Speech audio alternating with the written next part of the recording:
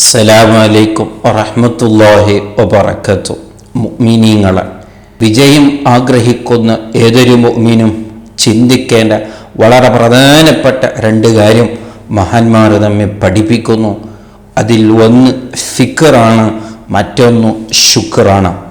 എന്താണ് ഫിക്ർ കൊണ്ട് ഉദ്ദേശിക്കുന്നത്? അല്ലാഹുവിനെ കുറിച്ച് ചിന്തിക്കുക.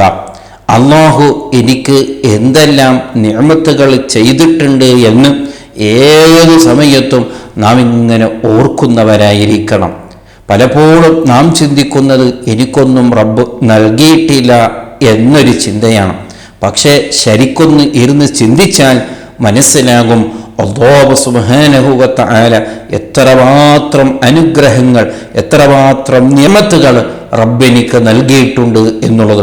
കേവലം ഒരു ശരീരം തന്നെ എടുത്തു നോക്കിയാൽ സുബ്ഹാനല്ലാഹ്, എന്തെല്ലാം അത്ഭുതങ്ങളാണ്, എന്തെല്ലാം സൗകര്യങ്ങളാണ്, ഏതെല്ലാം രീതിയിലാണ് അല്ലാഹു സുബ്ഹാനഹു വ തആല അതിനെ നിയന്ത്രിച്ച് അതിന് യാതൊരു കുറവില്ലാതെ ഇതുവരെ അല്ലാഹു നമ്മെ ജീവിപ്പിച്ചത്. ഇങ്ങനെ ഓരോരോ വിഷയം നാം ഇങ്ങനെ ചിന്തിക്കുന്നവരാകണം. അതാണ് ഒരു വിജയിയുടെ, ഒരു മുഅ്മിനിന്റെ ബാധ്യത എന്ന് മഹാന്മാർ പറയുന്നു. ഫിക്റുൻ, ചിന്തിക്കുക, അല്ലാഹുവിനെ കുറിച്ച് ചിന്തിക്കുന്നവനാവുക.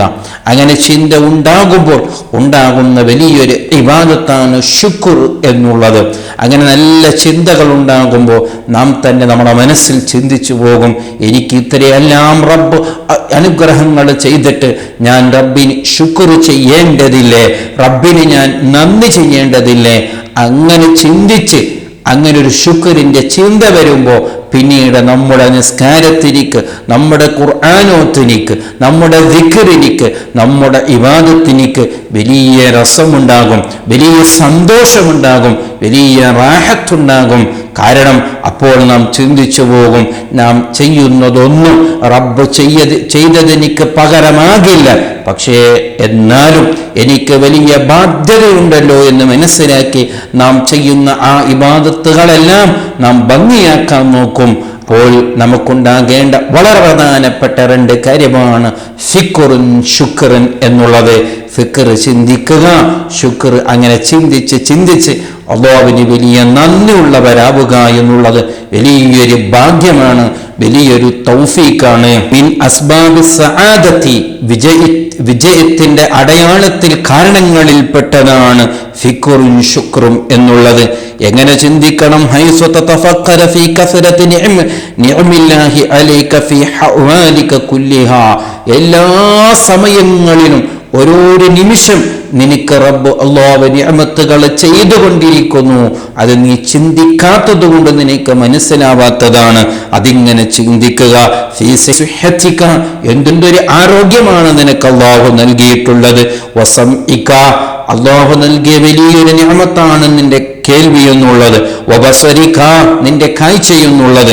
അങ്ങനെ നൗമിക, നിന്റെ വറക്ക്. അങ്ങനെ ഓരോ കാര്യം എടുത്തു നോക്കിയാൽ അവിടെയെല്ലാം ചിന്തിച്ചു പോകും. സുമ്മ തശ്കുറുല്ലാഹ ബിൽ ഖൗലി വൽ ഫീലി വഹകദാ, അങ്ങനെ ചിന്തിച്ച് മനസ്സിലാകുമ്പോൾ നിനക്ക് തന്നെ ബോധ്യപ്പെട്ടു പോകും, എനിക്ക് റബ്ബിന് ശുക്ർ ചെയ്യേണ്ടതുണ്ട്. അങ്ങനെ ചെയ്യുന്ന ശുക്രിന് വലിയ മഹത്വമുണ്ടാകും, വലിയ പോരിശയുണ്ടാകും, അതിന് ധാരാളം പ്രതിഫലമുണ്ടാകും. അല്ലാഹു ഇഷ്ടപ്പെടാൻ അത് വലിയ കാരണമാകുമെന്ന് മഹാന്മാർ നമ്മെ പഠിപ്പിക്കുകയാണ്. അല്ലാഹു നൽകിയ നിഅമത്തുകളെ കുറിച്ച് ചിന്തിക്കുന്നവനാകണമെന്നതിനെ സൂചിപ്പിച്ചുകൊണ്ട് ഖുർആനിൽ അല്ലാഹു സുബ്ഹാനഹു വ തആല ഏകദേശം ഒരു 15 സ്ഥലങ്ങളിൽ അല്ലാഹു നമ്മെ സൂചിപ്പിച്ചിട്ടുണ്ട് എന്ന് മഹാന്മാർ നമ്മെ പറയുകയാണ്, നമ്മെ പഠിപ്പിക്കുകയാണ്. അപ്പോൾ ഏറ്റവും വലിയൊരു ഇബാദത്താണ് അല്ലാഹുവിനെ കുറിച്ച് ചിന്തിക്കുക. അങ്ങനെ ചിന്തിക്കുമ്പോൾ മാത്രമേ നമ്മുടെ ഇബാദത്ത് ഭംഗിയാവുകയുള്ളൂ, അല്ലാഹു പൊരുത്തപ്പെട്ട ഒരു രീതിയിൽ ആവുകയുള്ളൂ എന്ന് വളരെ ഗൗരവത്തോടു കൂടെ മനസ്സിലാക്കണം. അല്ലാഹു സുബ്ഹാനഹു വ തആല അവനെക്കുറിച്ച് ധാരാളം ചിന്തിക്കാൻ അവൻ തൗഫീഖ് നൽകുമാറാവട്ടെ. അസ്സലാമു അലൈക്കും വറഹ്മത്തുള്ളാഹി വബറകാതുഹു.